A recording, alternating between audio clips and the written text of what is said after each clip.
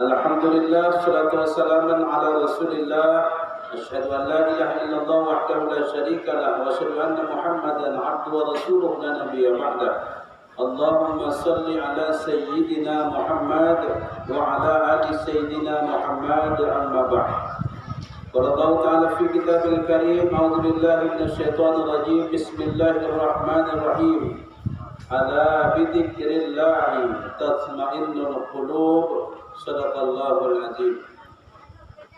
Para alim ulama, tokoh agama, cerdik pandai atau bangun yang saya muliakan, dan juga yang saya hormati, saya muliakan zuriyah. Alhamdulillah ada abang kita, Abang Ahmad Zain beserta Bang Zita. Kita doakan mereka sehat walafiat, panjang umur dan rezeki, diberkahi oleh Allah Subhanahu wa taala. Beliau yang sakit, Allah berikan kesehatan.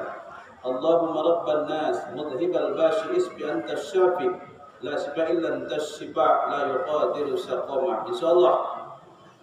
Amin ya rabbal alamin. Dan juga yang saya hormati tuan guru kita dari Basilam Langkat, dari Sibuhuan, Bapak Ibu saudara-saudara para khalifah dan syarifah, Bapak Ibu saudara-saudara yang saya cintai. Pada hari ini kembali kita mengucapkan puji dan syukur kepada Allah Subhanahu wa taala. Kita tidak pernah bosan dan lupa bersyukur kepada Allah. Mengapakah demikian? Dikarenakan Allah pun tak pernah lupa kepada kita. Apapun yang diberikan oleh Allah ini adalah merupakan nikmat Allah. Air yang kita minum airnya Allah, udara yang kita hirup udaranya Allah, kebun yang sangat luas merupakan tanahnya Allah. Bahkan diri ini disebut dengan panca indera adalah merupakan miliknya Allah. Semua adalah merupakan miliknya Allah. Timbul pertanyaan besar, Pak. Sejauh mana apa yang diberikan oleh Allah dimanfaatkan untuk ibadah? Maka makna syukur itu bukan cuma sonang dalam hati, bukan cuma diucapkan beribu kali syukur ya Allah, akan tetapi mengaplikasikan, mempergunakan apa yang diberikan Allah, dipergunakan untuk ibadah. Mari kita berdoa dan berdoa kepada Allah. Mudah-mudahan menjadi hamba-hamba yang pandai bersyukur. Amin, amin ya rabbal alamin. Salawat dan salam buat ruh junjungan kita Nabi besar Muhammad sallallahu alaihi wasallam, yang Allah sendiri pun bersalawat kepada beliau. Innallaha wa malaikatahu yusholluna 'alan nabi ya ayyuhalladzina amanu shallu 'alaihi wa sallimu taslima. Asal kita melaksanakan ibadah haji dan umrah, kita akan tersepuh menangis mengucurkan air mata walaupun tak menengok kuburannya.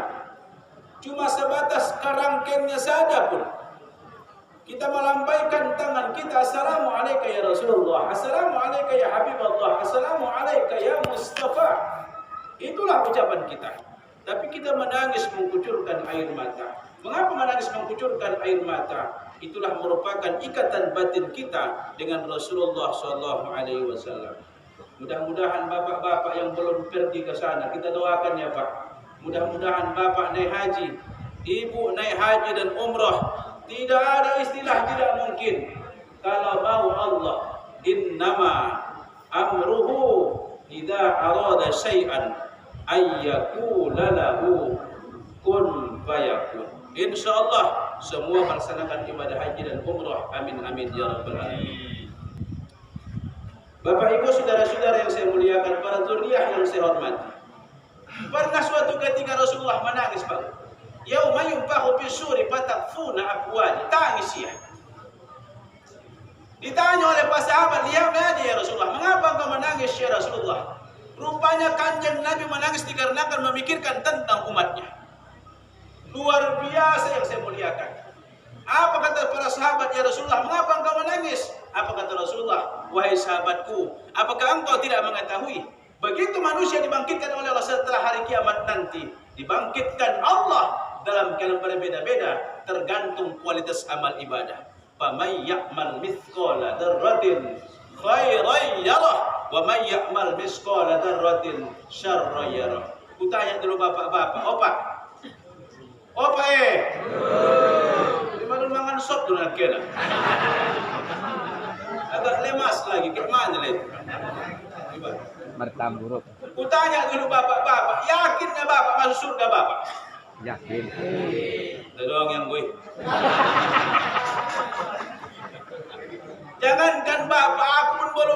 yakin Abu Bakar. Belum yakin. Mengapa? Dikarenakan amal ibadah yang kita laksanakan sebatas musiman dan kewajibannya, Pak. Bukan dikarenakan kecintaan dan keridhaan kepada Allah Subhanahu wa taala. Pernah suatu ketika Imam Al-Ghazali tertidur dia. Begitu tertidur dia, bermimpi dia di sampingnya ada seorang malaikat. Apa kata malaikat? Apa kata Imam Al-Ghazali? Wahai malaikat, siapakah engkau? Malaikat mencatat kebaikan. Apa kata Imam Al-Ghazali? Wahai malaikat, coba kau tengok dulu, apakah termasuk orang-orang yang beruntung atau tidak beruntung? Apa kata malaikat? Wahai Imam Al-Ghazali, tolong kau catat dulu apa amal ibadahmu yang sangat besar, membuat Allah cinta dan redha kepada engkau, dengan engkau dimasukkan oleh Allah ke dalam surga. Dibilang oleh Imam Al-Ghazali, dikarenakan zikirnya, bukan. Dikarenakan sholatnya, bukan. Mengarang bukunya, bukan. Jihadnya, bukan. Hajinya, bukan. Umrohnya, bukan. Tapi apa? Rupanya ditunjukkan oleh malaikat tuh. Pernah suatu ketika Imam Al-Ghazali ingin mengarang sebuah buku. Begitu mengarang sebuah buku, hinggaplah lalat di pena beliau, dibiarkannya lalat makan dikarenakan pena beliau. Dikarenakan inilah Pak amal ibadah yang sedikit itu saya muliakan, membuat beliau dicintai oleh Allah, diredhoi oleh Allah, sehingga kita dimasukkan oleh Allah ke dalam surga. Kira-kira Bapak mana yang Bapak membuat Allah cinta dan redha? Dalam musik. Jadi Bapak Ibu saudara-saudara kaum muslimin yang dimuliakan Allah, sebelum mati ya Pak sebelum mati dong. Jangan tergiur dalam hidup ini saya muliakan. Anggota dewan itu adalah murah. Begitu dilantik menjadi anggota dewan, malam hari, pagi hari dikumandangkan azan subuh, sudah meninggal dunia. Tidak ada penyakitnya Pak meninggal. Bayangkan. Jadi kalau masalah ajal nih, bisa Bapak duluan, aku belakangan, atau mungkin aku belakangan, Bapak duluan.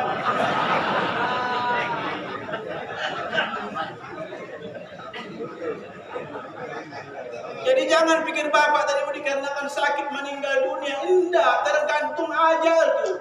Apabila datang ajal seseorang, la yastakhiruna sa'atan wa la yastaqdimun. Tidak bisa dipercepat dan diperlambat walaupun sedetik pun, tergantung kepada ajal ketentuan Allah Subhanahu wa taala. Harapan kita mati dalam keadaan beriman. Itulah merupakan harapan kita. Jadi Bapak yang saya muliakan, apalah kata Rasulullah? Wahai sahabatku, apakah engkau tidak mengetahui? Begitu manusia dibangkitkan oleh Allah nanti, dibangkitkan Allah dalam keadaan berbeda-beda, tergantung kualitas amal ibadah.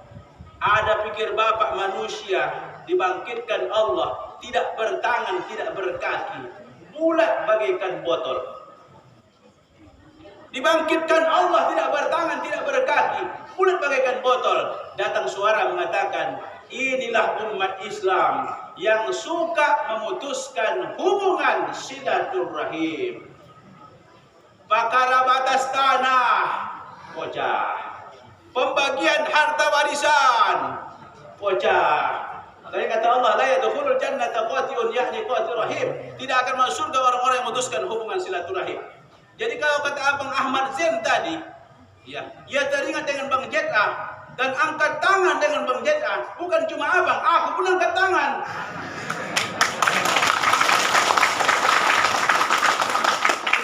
Tahu nggak Bapak saya muliakan? Apalah amal ibadah yang paling susah? Salat, banyak orang salat. Puasa, banyak orang puasa. Haji, anti orang haji. Tapi yang payah amal ibadah adalah sedekah.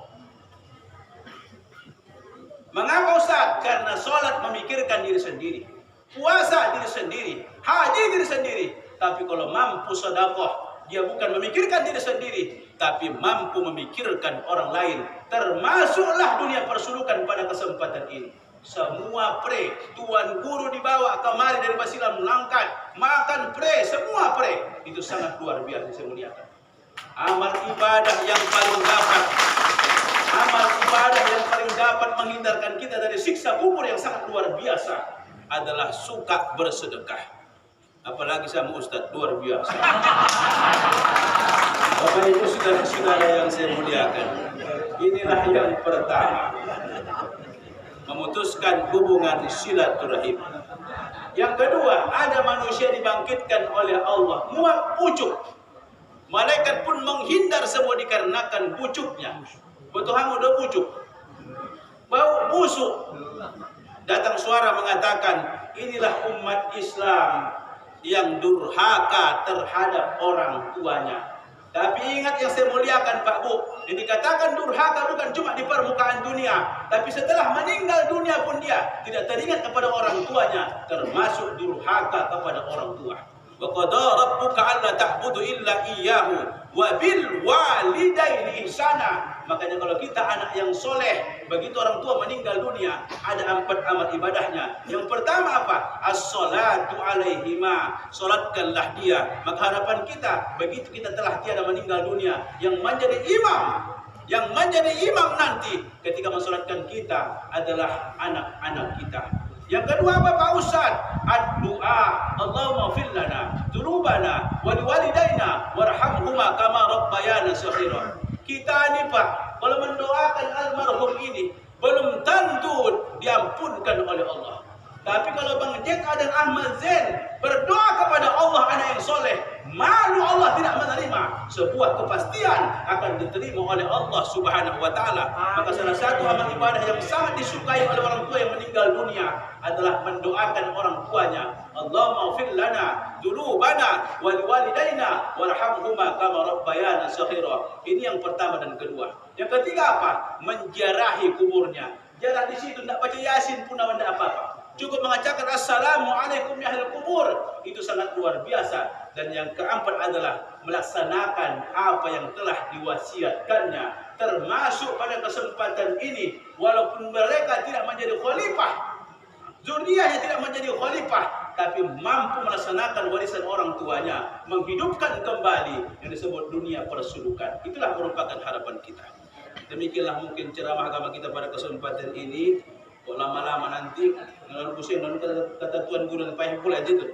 Karena Tuan Guru kita yang memberikan tausiah nanti, memberikan iktibar dan pelajaran buat kita semua. Demikian, assalamualaikum warahmatullahi wabarakatuh. Waalaikumsalam.